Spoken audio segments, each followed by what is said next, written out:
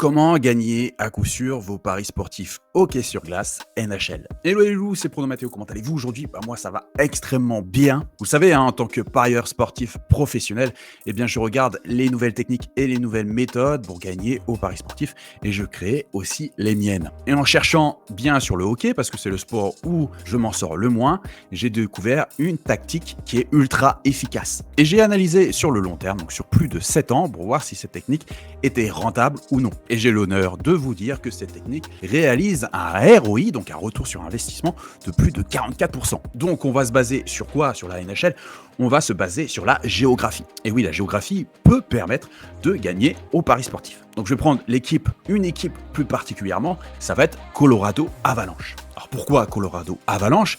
Puisque quand elle joue à domicile, il faut savoir qu'elle joue en altitude. Donc les équipes adversaires qui se présentent sur le terrain vont jouer d'un seul coup à plus de 5000 pieds d'altitude par rapport au niveau de la mer. Donc 5000 pieds d'altitude, je ne sais pas ce que ça fait exactement en termes de mètres, mais en tout cas, une chose est sûre, c'est que l'air est difficilement respirable à un tel niveau d'altitude et que ça met vraiment les corps à rude épreuve. Donc partant de ce constat, il est intéressant de constater que les équipes qui vont jouer contre Colorado Avalanche, quand Colorado Avalanche va jouer à domicile, vont soumettre vraiment leur corps à une épreuve extrême. Et c'est vrai que quand les corps ne sont pas habitués à ce genre de choses, ils peuvent mettre du temps à récupérer. Donc là, on est sur Flashcore et tu peux voir Colorado Avalanche quand elle joue contre la plupart des équipes. Donc là, je t'ai pris l'exemple de Ottawa Senators. Donc Ottawa Senators a joué contre Colorado Avalanche et s'est pris d'ailleurs 7-0. Et quand il a joué 2 jours plus tard contre Saint-Louis Blues, Ottawa Senators a perdu. Je te prends un autre exemple,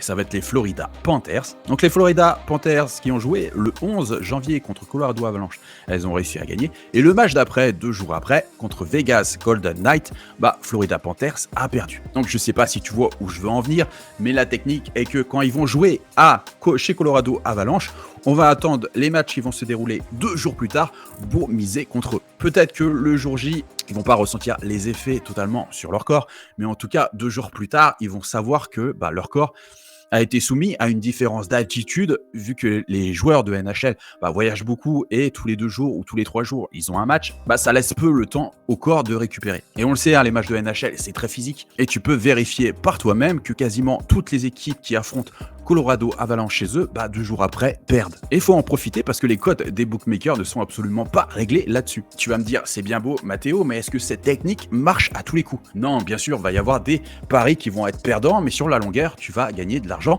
Puisque je t'ai dit, j'ai fait un test sur 7 ans et je suis arrivé sur un ROI de plus de 40%. 44% même de ROI et avec un taux de victoire de 64%.